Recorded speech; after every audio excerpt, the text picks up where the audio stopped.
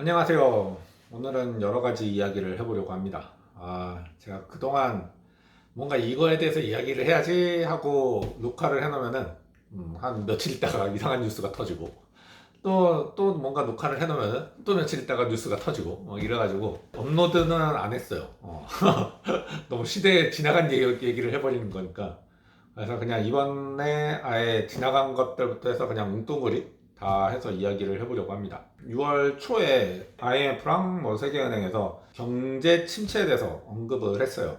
그리고 그 이후부터 모든 전 세계 언론들이 물가 상승, 금리 인상, 경기 침체, 어느 나라 뉴스를 봐도 그런 얘기가 가장 많이 나왔거든요. 근데 저는 지금 경기 침체는 이미 내년쯤에 올 거라고 생각하고 투자 포트폴리오를 막 짜고 투자 전략도 세우고 막 이랬는데 불황, 경제 공황까지 염두를 해놓고 전략을 구상을 하려고 합니다. 왜 여기까지 생각을 하게 됐냐면요. 저번 주 뉴스부터 어떤 것들이 나오기 시작했냐면요. 일단 미국에서 나온 뉴스 중에 하나, 화장품 회사인데 파산보 신청을 했어요. 근데 이 화장품 회사가 100년이 넘은 되게 오래된 기업이라고 하더라고요. 근데 이렇게 오래된 기업이 파산보호 신청을 한 거죠. 기업에서 파산보호 신청을 하면은 그 다음 수순이 뭐냐면요. 인력 감축입니다. 인력 감축을 한다는 거는 고용 시장의 불안을 야기할 수 있다라는 얘기가 나오죠. 그리고 그 호주에 석탄 광산이 있는데 이게 영어로 된 뉴스라서 제가 정확하게 인지는 못했는데 이게 친환경 정책으로 가서 이 석탄 광산을 폐쇄를 하는 건지 아니면은 이제 더 이상 캘 게 없어서 이게 폐쇄가 된 건지는 모르겠는데 어쨌든 이게 석탄 광산이 문을 닫으면서 여기에서 일하고 있던 2,000명의 인원들이 해고가 됐다라는 뉴스를 봤어요. 근데 지금 호주 고용시장이 역대 최고거든요. 그러다 보니까는 이 뉴스가 그냥 흐르듯이 그냥 지나가서 사라졌어요. 지금 그렇게 호주에는 그런 뉴스가 나왔고 며칠 전부터 중국에서 해고에 관련된 뉴스가 굉장히 많이 나오고 있어요. 우리가 많이 아는 텐센트, 바이두, 알리바바 이러한 회사들조차도 인원 감축에 돌입했다라고 해요. 고용시장에 문제가 생기고 있다라는 시그널을 가지고 있는 뉴스들이죠. 지금 다들 막 고용률이 최고다. 그리고 그러기 때문에 금리를 인상해도 경제는 버텨줄 것이다.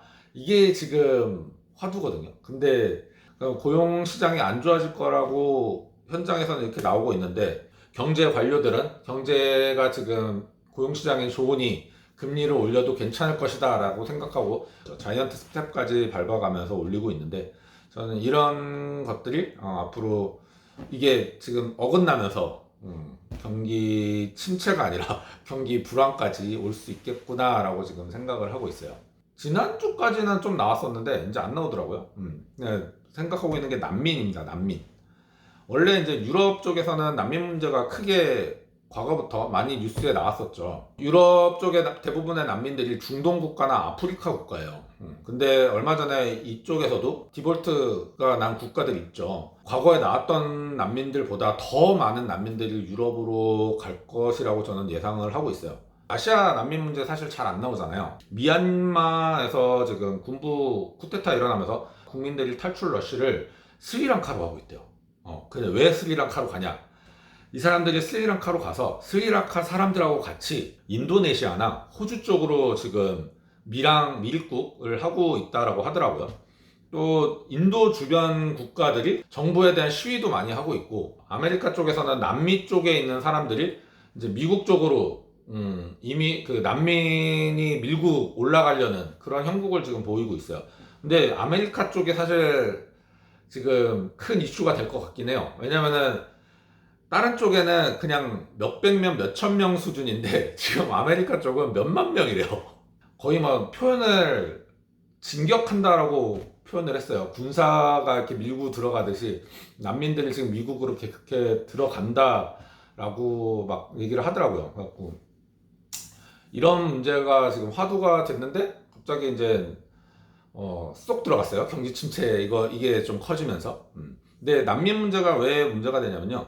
사실 이게 빈부격차를 어떻게 보면은 보여주는 거잖아요. 국가 간의 빈부격차를 보여주는 게 난민이고, 이 난민 문제를 어떻게 해결하느냐가 빈부격차를 앞으로 어떻게 해결하겠다라는 약간 좀 그런 걸 암시하는 시그널 같은 역할을 하는데, 이게 앞으로 어떻게 될지. 사실 코로나 이후에 각 나라마다도 이런 빈부격차가 많이 생기고 있잖아요. 우리나라도 마찬가지고. 양극화, 이 현상을 어떻게 대처해 나갈지도 좀 이슈거리로 좀 봐야 될 것 같아요. 그래서 난민 문제도 전 좀 유심히 보고 있었는데, 갑자기 이제 경기 침체 때문에, 뉴스가 지금 거의 이제 또 사라졌어요.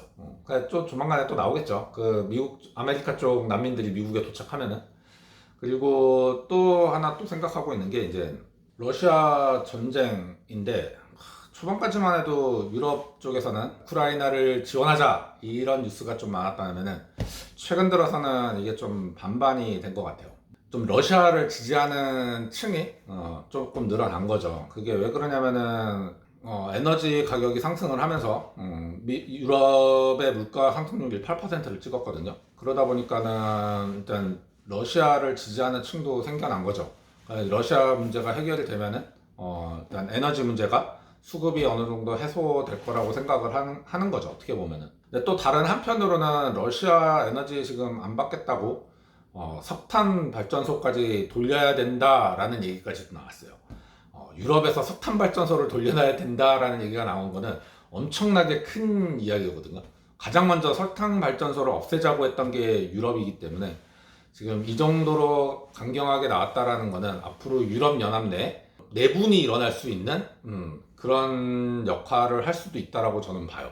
어떻게 보면은 저는 세계 각국이 전쟁 준비에 돌입했다라고도 보거든요. 이게 왜 그러냐면은 전 세계적으로 지금 국방 예산을 다 늘리기 시작했어요. 그리고 뭐 우리나라 방산 업체 중에 하나는 지금 호주에다가 공장까지 짓는 그 계약까지 따냈기 때문에 그런 것들로 보면은 전 세계적으로 전쟁 준비에 돌입하지 않았나 저는 지금 이 생각도 하고 있습니다. 1920년대 세계 대공황이 한번 일어났었고, 그리고 10년 정도 있다가 2차 세계대전이 일어났거든요.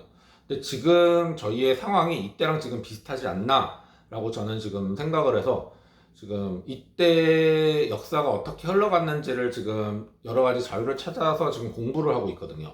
그러니까 여러분들도 혹시나 이 부분에 대해서 좀 공부를 하시면은 앞으로 재무관리나 투자 이쪽에 대해서 좀 전망을 내가 어떻게 계획을 잡을지, 방향성을 어떻게 갈지도 도움이 되지 않을까 싶어요. 그래서 저는 지금 이때 세계 대공황부터 2차 세계대전이 일어나는 이 시기에 금융이라든가 역사라든가 그런 것들이 어떻게 흘러갔는지도 지금 찾아서 공부를 하고 있어요. 앞으로 투자 전략, 이거를 좀 얘기하자면은 연준이 빅스텝을 밟기 시작하면서 한 3개월 단위로 배당주를 조금 더 매수를 해서 배당을 늘려나가면 괜찮겠다라고 생각을 했어요. 그러니까 3개월 단위로 주식을 사는 거죠. 3개월 동안 돈을 모아서 매수 조금씩 하고, 또 3개월 동안 돈을 모아서 매수를 조금 하고, 뭐 이런 식으로 해갖고 배당주를 조금 늘려가서 배당을 좀 늘려가는 그런 전략을 생각을 했었는데, 지금 상황을 봐서는 일단은 올해까지는 그냥 기존에 원래 생각했던 대로 올해까지는 계속 그냥 현금을 모아가는 그런 전략을 좀 취해야 될 것 같아요. 이번에 연준이 0.75 빅스텝을 했는데 뭐 연말까지 4에서 7%까지 올려야 된다, 막 이런 얘기가 나온 게 진짜로 이렇게 올릴 것인지 아니면은 그냥 말로써 으름장을 놓은 건지 좀 봐야 될 필요가 있거든요. 그래서 다음 달에도 0.75를 올린다라고 하면은 저는 약간 좀 경기 불황 정도까지는 생각을 해봐야 되지 않을까. 그리고 그 다음번에도 또 0.75를 올린다고 하면은 저는 공항까지도 생각을 해보려고 합니다. 그래서 그거에 따라서 투자도 다시 한번 생각을 해봐야 될 것 같고, 우리나라로 기준을 좀 중요하게 보려고 하는 거는 금리 인상보다는 내년도 최저임금이 얼마에 맞춰질 것인가가 저는 더 지금 좀 중요하게 보거든요. 지금 벌써 뭐 주담대 7%, 8%까지 얘기가 나오고 있잖아요. 근데 이거를 좀 완충을 시켜주려고 그러면은 최저임금이 그만치 좀 올라줘야 되지 않나라고 저는 생각을 합니다. 그래서 미국 같은 경우는 지금 물가 상승률이 8% 찍었는데 거의 한 10% 수준으로 하는 게 거의 뭐 되는 것 같고, 그리고 호주 같은 경우는 5% 물가 상승률이 나오니까는 그 임금 상승률도 5% 수준으로 맞췄어요. 그렇기 때문에 우리나라도 그 정도 수준으로 좀 맞춰주면은 주택을 구매하신 분들이 금리를 올리더라도 임금까지 같이 올리면 그 정도 수준으로 올리면은 그런 부담을 좀 덜어줄 수 있지 않을까라는 생각을 하고 있어요. 그래서 한 5% 올리면은 뭐 우리나라 지금 보면은 대충 9,700원에서 만 원 사이 이 정도 수준으로 올리면은 가장 저는 이상적이다라고 보고 있거든요. 근데 만약에 9,700원 아래 수준으로 임금을 올리면은 저임금 노동자 이쪽 사람들이 약간 좀 많이 타격을 입을 것 같고, 만 원이 넘어가게 되면은 이제 개인 사업자, 자영업자, 영세업자 이런 분들이 좀 많이 타격을 입지 않을까라는 생각을 합니다. 그래서 저는 그냥 가장 적정한 게 지금 9,700원에서 만 원 사이가 되면은 우리나라 내년 경제는 다른 나라에 비해서 조금 더 선방하지 않을까 저는 이렇게 생각을 하고 있거든요. 그래서 이런 쪽 관련된 뉴스를 좀 저는 유심히 보고 있고, 그래서 여러분들도 뉴스를 보시면서 좀 유심히 봐야 될 게 뭐 이제 회사 기업이 파산, 실업률, 고용률 막 이런 거 관련돼서 나오면은 경제가 더 안 좋아질 거겠구나 라고 생각을 하시고, 뭐 증권사, 은행 막 이런 데서 전망하는 것보다 더 보수적으로 생각을 하셔갖고 전략을 좀 구성하셨으면 좋겠어요. 왜냐면은 우리는 개인이잖아요. 개인은 사실 기관보다 그 대응할 수 있는 그런 것들이 많이 늦어요. 그렇기 때문에 우리는 더 보수적으로 보고 더 좀 긴 시간을 가지고 미리 선제 대응할 필요가 있다라고 저는 생각을 하거든요. 그렇기 때문에 여러분들도 그런 관련 뉴스들을 좀 유심하게 보시면서 미리 선제 대응하시고 더 보수적으로 전략을 짜 나가셨으면 좋겠습니다.